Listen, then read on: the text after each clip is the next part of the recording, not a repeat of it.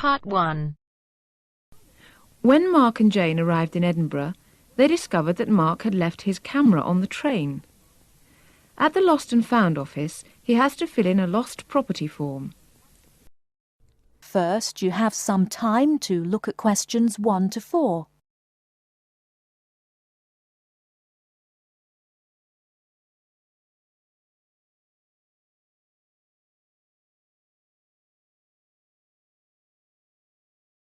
Now we shall begin.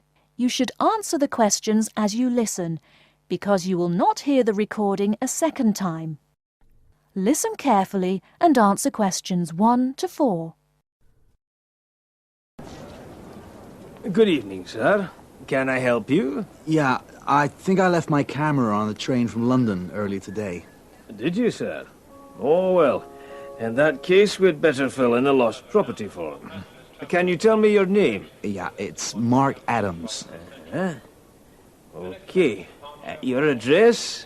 You mean in Britain or in the States? How long are you staying? Oh, I've still got a few months in Britain. Okay, then. Can you give me your address here? Right. It's 21 Thames Drive, Leigh-on-Sea. That's Leigh on Sea, Essex.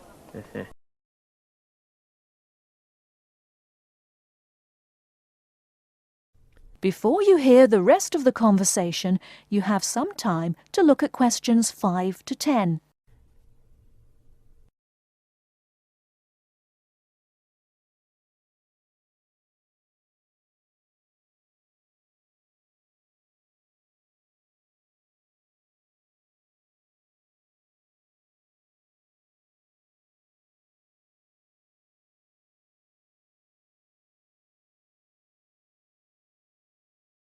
Now listen and answer questions 5 to 10. Do you want the phone number? Yes, I'd better have that. Okay, 0702 35211. Thanks. And you say it was a camera. What make and model? It's a Ricoh. Ricoh. How do you spell that? Ricoh. Okay, got that. Now, you say it was the London train. What time did it arrive in Edinburgh? At 4:55 this afternoon. Exactly on time. Well then, if we find it, sir, shall we phone you? No, I think I'll drop in the day after tomorrow to check up. Right you are, sir. We'll do our best.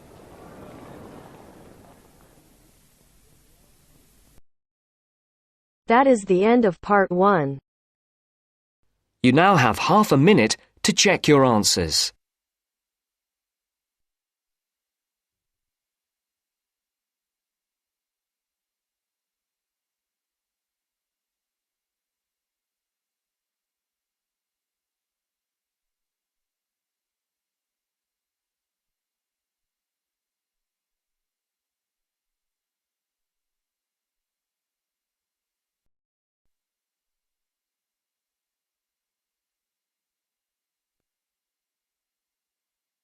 Now turns to Part 2.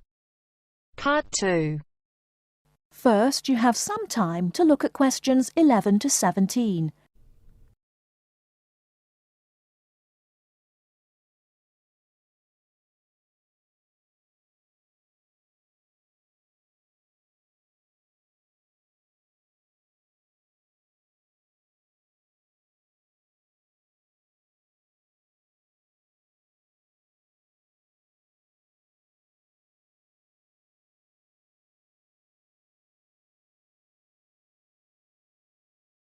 Now, listen carefully and answer questions 11 to 17.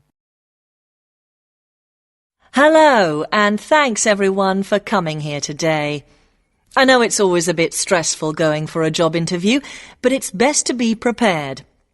For any of you who may not know me, my name is Fiona Ogilvie, and my job is to offer guidance and support for students with special needs.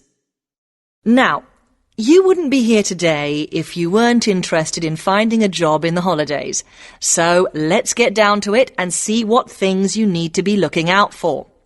Most of you, I hope, will be applying for jobs with the companies that have been recommended by the university.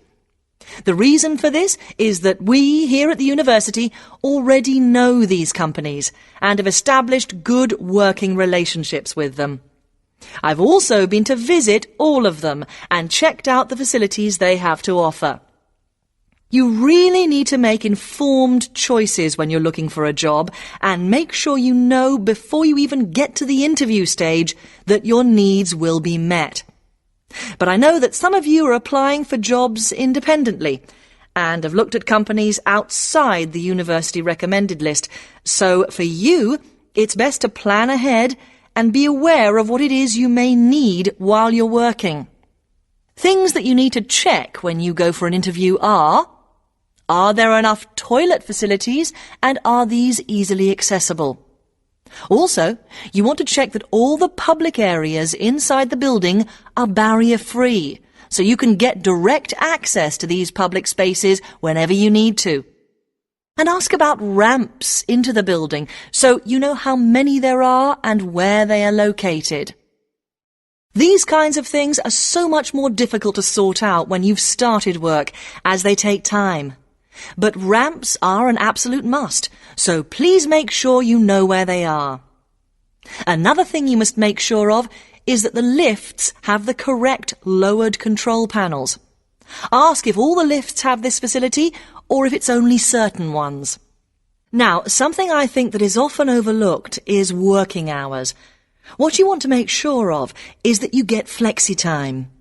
This basically means that your working hours are flexible and you can clock on and clock off in times that suit you. Within reason, of course. Most companies do recognise that it takes much longer for someone in a wheelchair to get on and off buses and trains. Public transport can take that much longer, so you need to be organised and prepared. And for those of you lucky enough to own a car, check how many disability parking spaces are available. Remember that it's your right to have a disabled parking space. These also need to be near enough to a wheelchair-accessible entrance or ramp. OK, are there any questions before we move on? Before you hear the rest of the talk, you have some time to look at questions 18 to 20.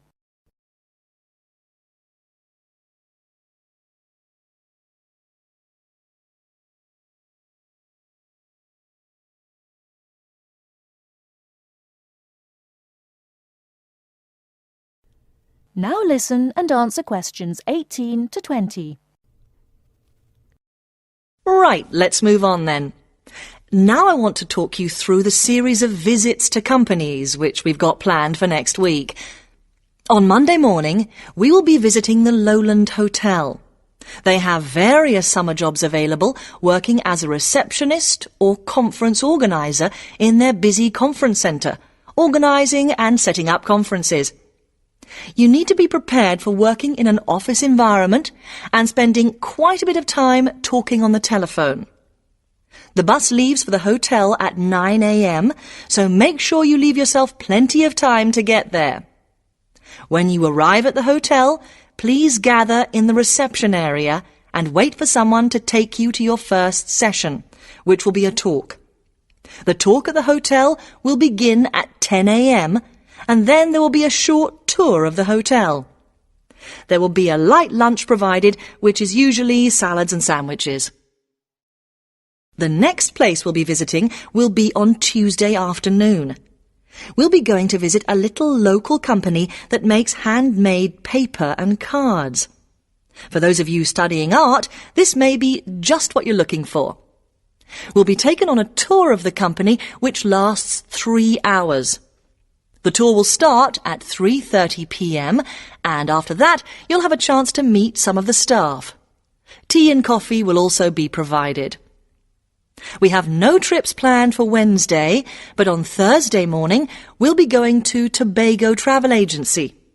This is a very popular choice amongst our students because you can get student discounts on holidays.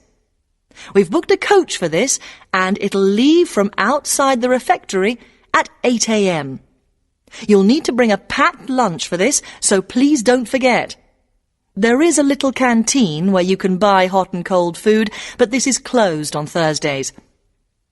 Friday, we'll be having representatives from all the companies visiting us, so you will have a chance to ask any questions, and of course, put your name down on the list if you're interested in working for them over the summer. This event will take place in the main hall next to the library, and it'll run from 10:30 until 4. I really hope you make the most of this excellent opportunity to not only earn yourself some extra money, but also to gain experience of what it's like to work. And if you'd like to find out more, then please ask some of the students who worked last year.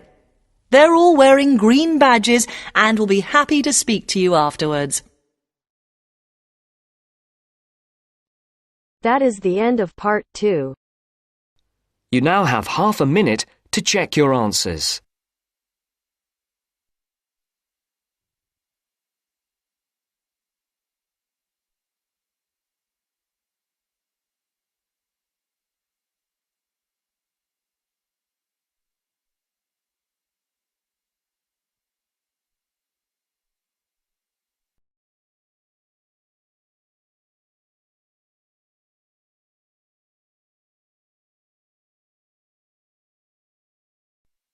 Now turns to part 3. Part 3.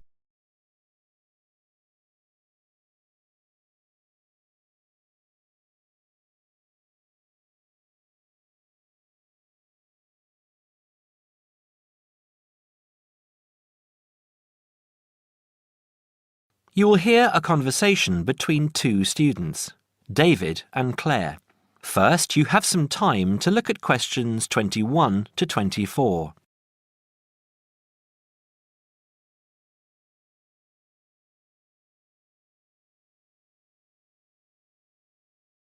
Now listen carefully and answer questions 21 to 24. Hi, David. How are you going with your history studies? Very well. I've actually finished it. That's great! What era did you write on? I researched Roman London, something I never thought I'd be interested in. That sounds interesting. I wanted to tie it into the work I've been doing on engineering, and I found it fascinating and learned many things along the way. Such as?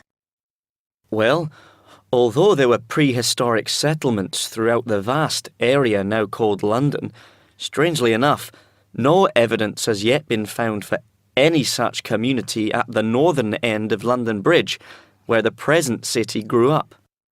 The origins of London lie in Roman times, right? Right. When the Romans invaded Britain in 43 AD, they moved north from the Kentish coast and traversed the Thames in the London region, clashing with the local tribesmen just to the north. It has been suggested that the soldiers crossed the river at Lambeth, but it was further downstream that they built a permanent wooden bridge, just east of the present London Bridge, in more settled times some 7 years later. As a focal point of the Roman road system, it was the bridge which attracted settlers and led to London's inevitable growth. So, London Bridge has been there for hundreds of years?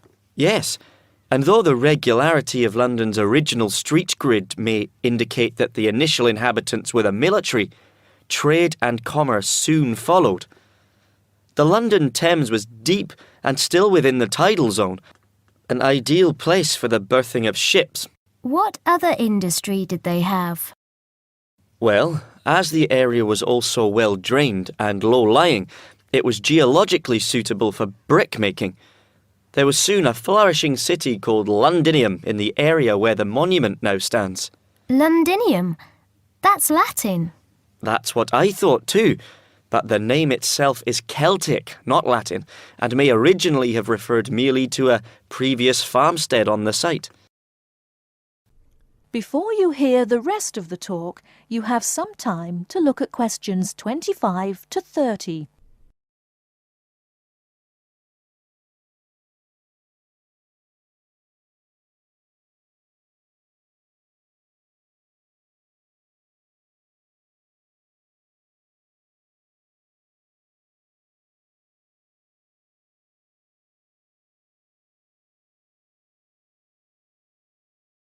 Now listen and answer questions 25 to 30.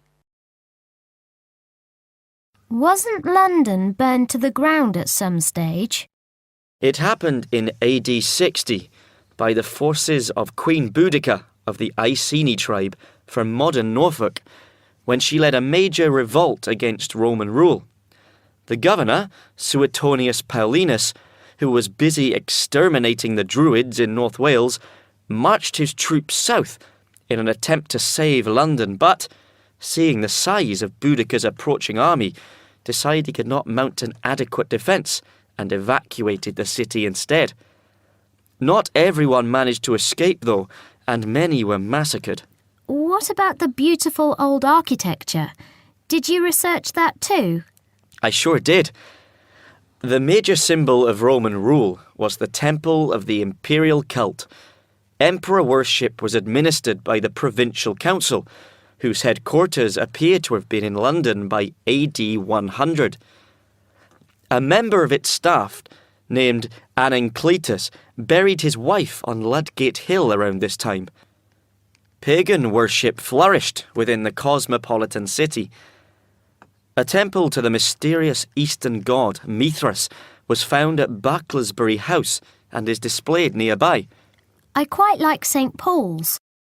Traditionally, St. Paul's Cathedral stands on the site of a temple of Diana. Other significant buildings also began to appear in the late 1st century, at a time when the city was expanding rapidly.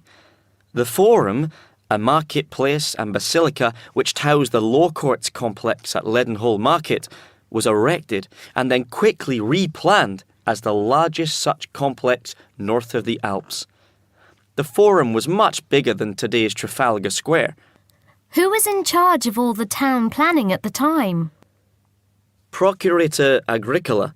He encouraged the use of bathhouses and had a grand public suite made, which is now being excavated in Upper Thames Street. They were as much a social venue as a place to bathe. There was a smaller version at Cheapside, and in later centuries, private bathhouses were also built. Another popular attraction was the wooden amphitheatre, erected on the northwestern outskirts of the city. It's possible that gladiatorial shows were put on here, though lesser public sports, like bear baiting, may have been more regular. I thought that happened mainly in the Colosseum in Rome, but I guess London being settled by the Romans explains their lust for blood. That is the end of part 3. You now have half a minute to check your answers.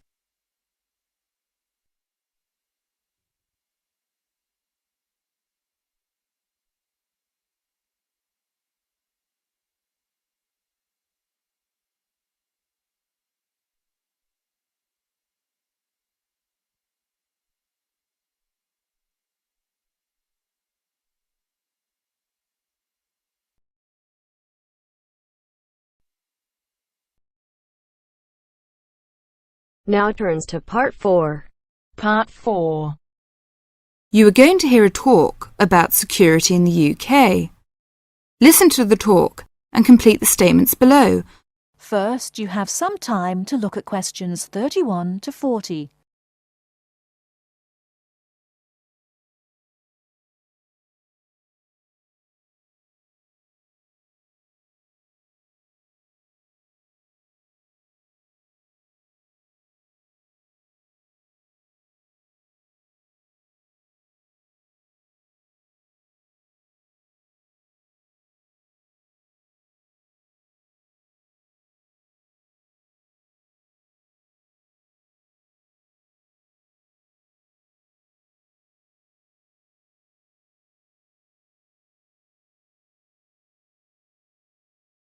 Now listen carefully and answer questions 31 to 40.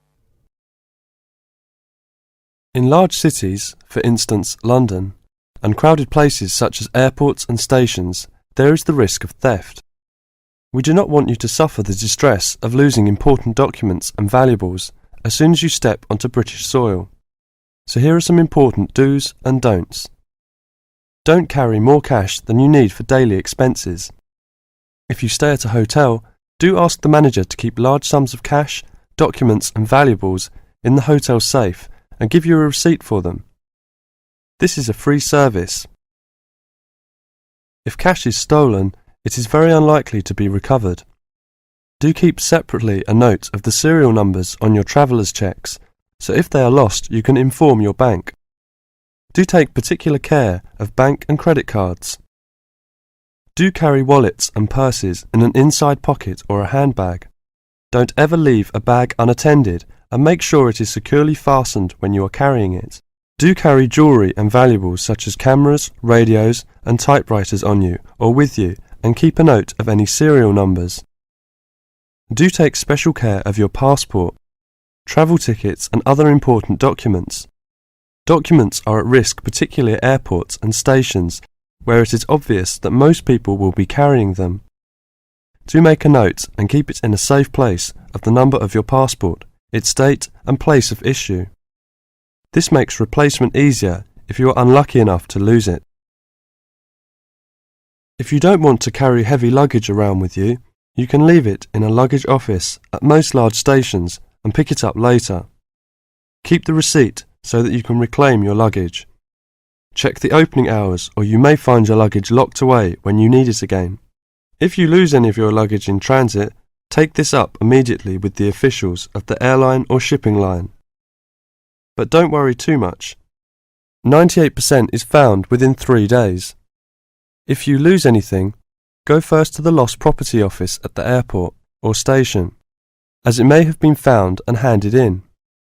If you lose your luggage in the street or suspect it has been stolen rather than gone astray, find the nearest policeman who will advise you what to do. That is the end of part 4. You now have half a minute to check your answers.